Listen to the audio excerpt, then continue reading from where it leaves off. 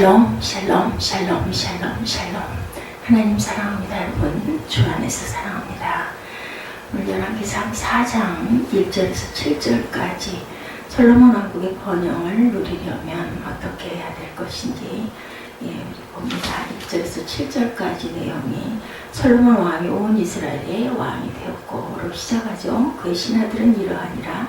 사독의 아들 아사리아는 제사장입니다. 그리고 사사의 아들 엘리호렙과 아히야는 서기관, 아할롯의 아들 여호사밧은 사관으로, 또한 나단의 아들 아사리아는 지방관장의 두령, 나단의 아들 사붓은 제사장이니 왕의 벗이다. 그리고 6절에 아히살은 국내 대신요, 압다의 아들 아도니람은 노동감독관이더라. 솔로몬이 또 온 이스라엘의 12지방 관장을 두매 그 사람들이 왕과 왕실을 위하여 양식을 공급하되 각기 1년에 한 달씩 양식을 공급하였으니, 이렇게 소개되고 있습니다. 1절에 보면 솔로몬 왕이 온 이스라엘의 왕이 되었다. 이스라엘 역사에서 한 명의 통치자가 이스라엘 12지파를 온전히 다스린 것은 다윗과 솔로몬 시대뿐이었습니다.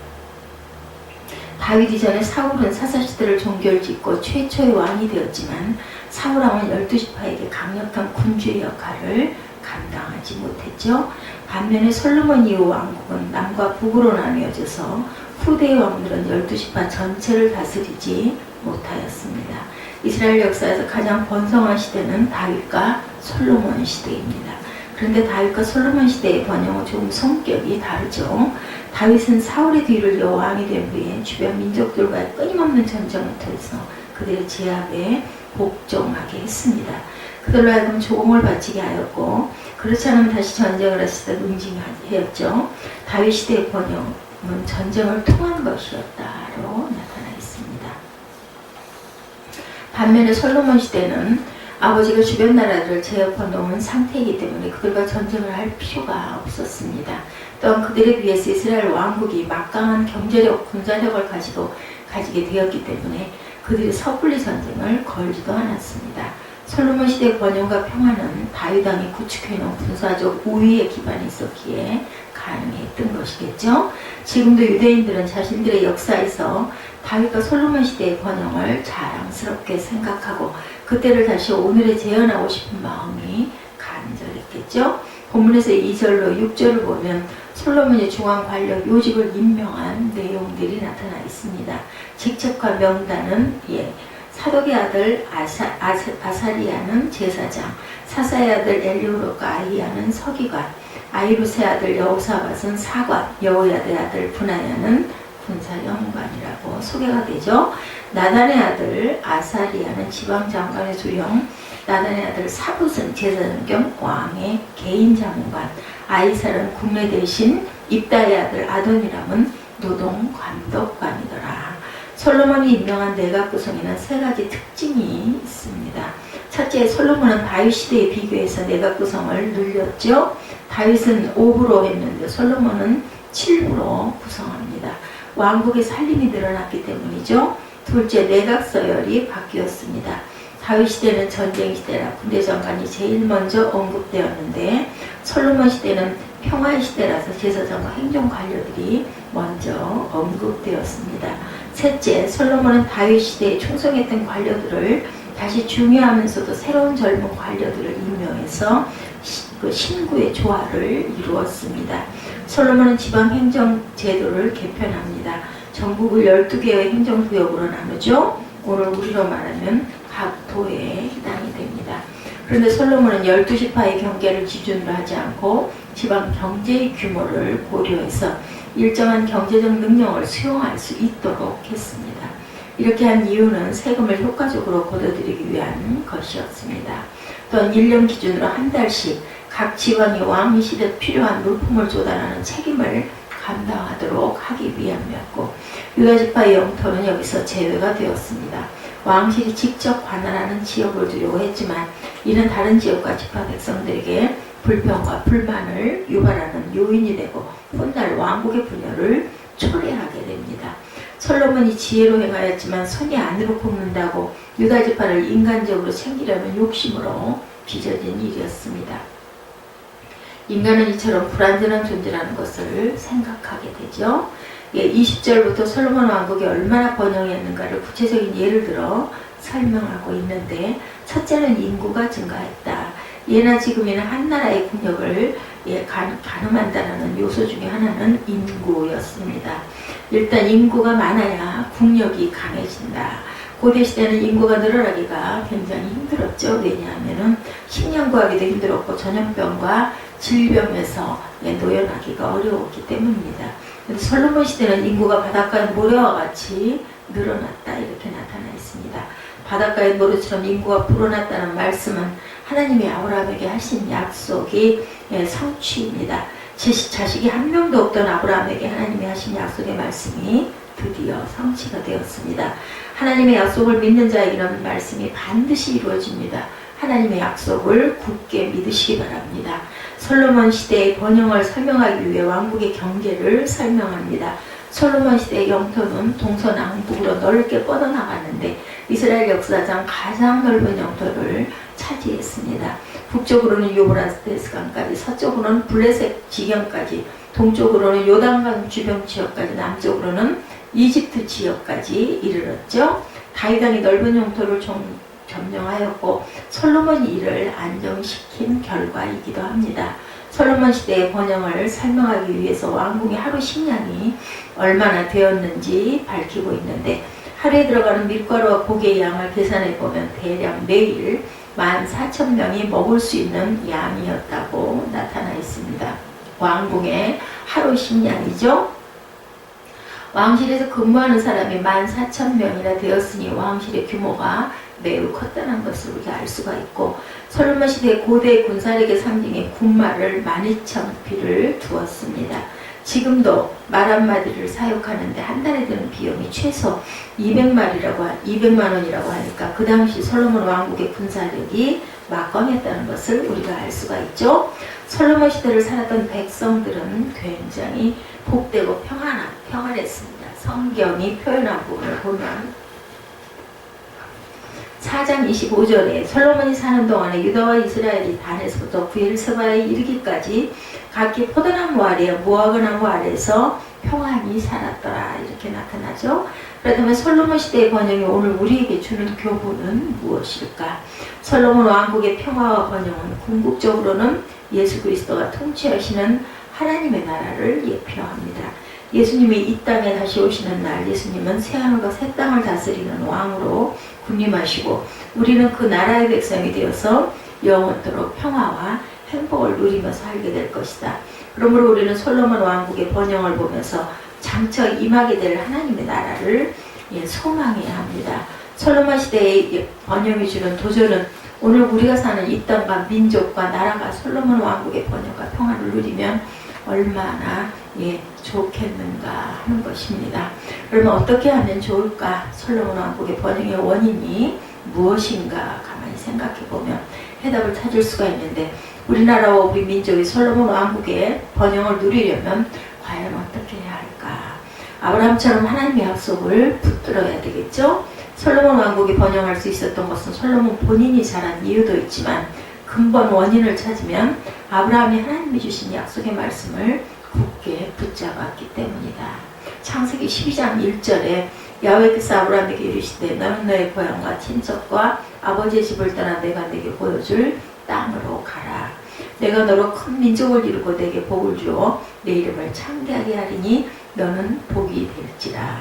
하나님은 우상숭배가 가득한 갈대아 우르에서 살고 있던 아브라함을 부르셨습니다. 그리고 그에게 살고 있던 고향과 친척과 우상숭배를 버리고 떠나라고 말씀하시죠.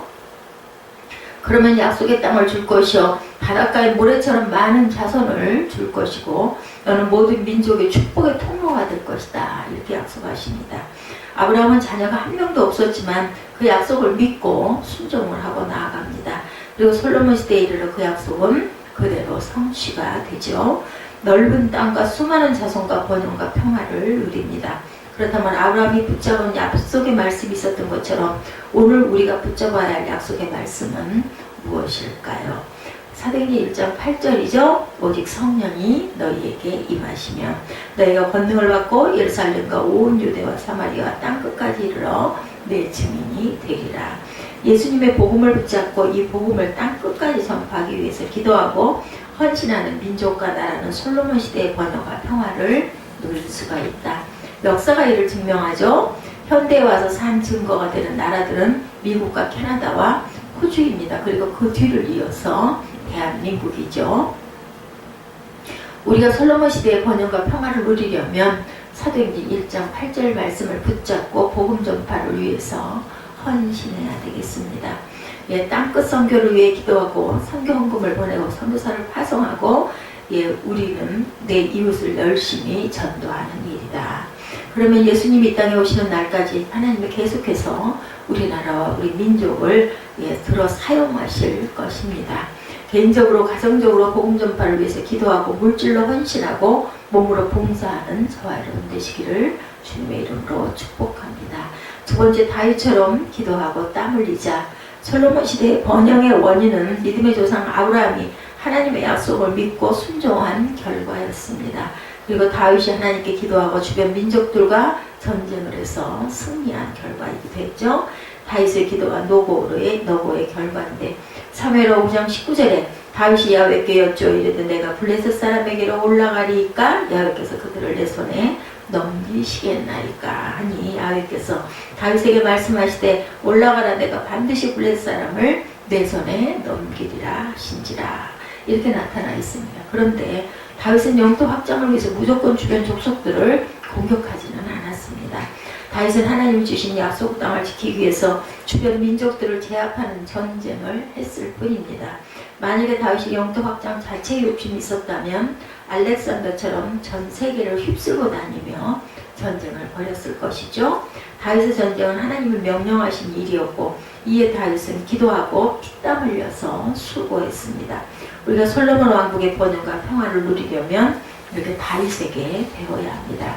우리도 다윗처럼 범사에 하나님께 기도해야 되겠죠? 그리고 삶의 현장에서 땀 흘려 수고해야 합니다. 그렇게 할 때 하나님이 승리의 열매를 주시겠죠.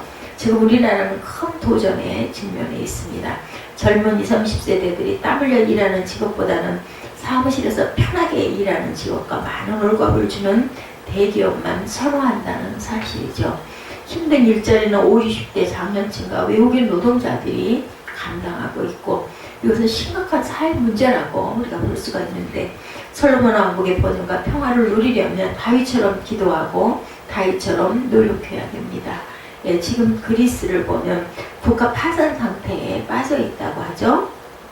여러 가지 이유가 있지만 그 중에 하나가 젊은이들에게 편안하고 안정적인 일자리를 만들어준답시고 정부에서 공무원 자리를 무한정 늘렸다고 합니다. 그 결과 노동인구 4명 중에 1명이 공무원입니다.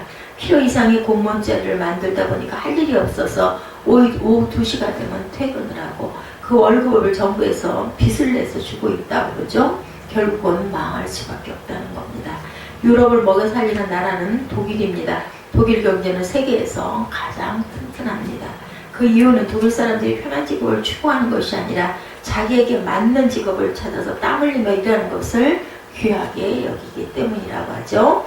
너나 할 것 없이 대학을 보내는 것이 아니라 고졸 인원의 25%만 대학을 보내고 나머지는 적성에 따라 기술을 배워 다양한 직업의 젊은이들이 헌신하고 있습니다. 지금 우리나라도 문제가 많죠. 자녀들에게 올바른 직업관을 심어줘야 하고 편한 일 높은 보수만 추구하는 잘못된 태도를 바로잡아야 되겠습니다. 대학 졸업자들이 땀 흘리는 노동보다는 공무원 시험에 매달리고 있고 하나님의 자녀들은 노동 현장에서 땀 흘리는 직업을 마다하지 않고 뛰어들 줄 알아야 됩니다. 그렇게 할 때 우리나라에도 소망이 있죠.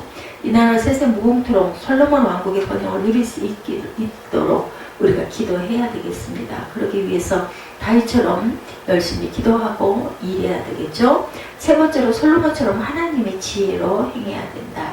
솔로몬 시대의 번영의 세 번째 원인은 하나님이 솔로몬에게 주신 지혜 때문이었습니다. 열왕기상 4장 29절에 하나님이 솔로몬에게 지혜와 총명을 심히 많이 주시고 넓은 마음을 주시되 바닷가에 모래같이 하시니 이렇게 증거되어 있죠. 솔로몬은 왕이 되자마자 자기 스스로 열심히 노력하기 전에 먼저 하나님께 지혜를 구했습니다. 하나님 그가 구한 대로 지혜를 풍성하게 주셨고 지혜는 선악을 분별하는 분별력과 인간상 모든 문제를 꿰뚫어 볼 수 있는 통찰력을 의미합니다. 또한 청명한 세상에서 발생하는 복잡한 문제들을 쉽게 풀어낼 수 있는 판단력을 의미하죠. 넓은 마음은 모든 분야를 이해하는 폭넓은 지식을 또한 의미합니다. 솔로몬이 지혜와 총명과 폭넓은 지식을 소유했으니 나라를 잘 다스릴 수밖에 없었죠. 오늘날 대통령이 이런 요소들을 가졌다면 우리나라는 솔로몬 시대처럼 번영할 수밖에 없습니다. 그러므로 우리는 대통령에게 하나님의 지혜와 총명과 넓은 마음을 주시도록 기도해야죠. 그것은 믿는 자로 매우 중요한 의무입니다. 대통령이 기독교인이든 아니든 상관없이 우리는 그를 위해 기도해야 할 거룩한 의무를 가지고 있죠. 디모데전서 2장 2절에도 왕을 위해서 나라의 통치자를 위해서 기도해라 하고 나타나 있습니다. 잠언 3장 5, 6절에 너는 마음을 다하 야훼를 신뢰하고 내 명철을 의지하지 말라. 너는 범사에 그를 인정하라. 그리하면 내 길을 지도하시리라 말씀합니다. 솔로몬 왕국의 번영과 평화를 누리려면 우리도 솔로몬처럼 하나님의 지혜를 구해야 합니다. 내가 열심히 노력하는 것도 중요하지만 먼저 기도하고 범사에 야훼께 의뢰하는 마음을 가져야 되겠다. 그리고 그 명철을 내려놓고 내 자신의 명철을 내려놓고 하나님의 지혜와 총명과 넓은 지식을 구해야겠습니다. 그러면 솔로몬처럼 통찰력, 분별력, 판단력이 생길 줄로 믿습니다. 그리고 또한 우리는 형통하게 될 것입니다. 솔로몬 왕국의 번영은 궁극적으로 우리가 꿈꾸고 소망해야 할 하나님의 나라입니다. 그리고 동시에 우리가 이 시대에 꿈꿀 수 있는 소망이기도 합니다. 우리나라, 우리 민족이 하나님께 쓰임받는 나라가 되고자 하는 소망을 가질 수가 있죠. 그러려면 아브라함처럼 약속의 말씀을 붙잡고 사도행전 1장 8절의 말씀처럼 땅끝 선교를 위해서 기도하고 헌신해야 되겠고, 두 번째 다윗이 기도하고 땀 흘려 충성한 것처럼 우리도 열심히 기도하고 땀 흘리고 나아갈 줄 아는 삶의 현장에서 노력할 줄 아는 그런 사람들이 되어야 되겠고, 세 번째 솔로몬이 하나님의 지혜를 받아서 행한 것처럼 우리도 범사에 하나님의 지혜를 구해야 합니다. 그래서 지혜와 총명과 넓은 지식을 가지고 감당할 줄 알아야 되겠다. 또한 대통령이 솔로몬처럼 행하도록 우리가 이 나라의 대통령 그리고 지도자들을 위해서 기도할 줄 알아야 되겠다. 이것을 우리가 항상 잊지 않고 솔로몬의 마음, 솔로몬의 그런 지혜를 구하는 것 같은 그러한 삶을 우리가 살아내며 그리고 땀 흘려 일할 줄 아는 그러한 끈기와 열심을 가져야 되겠다는 것을 잊지 않는 저와 여러분 되시기를 주님의 이름으로 축복합니다.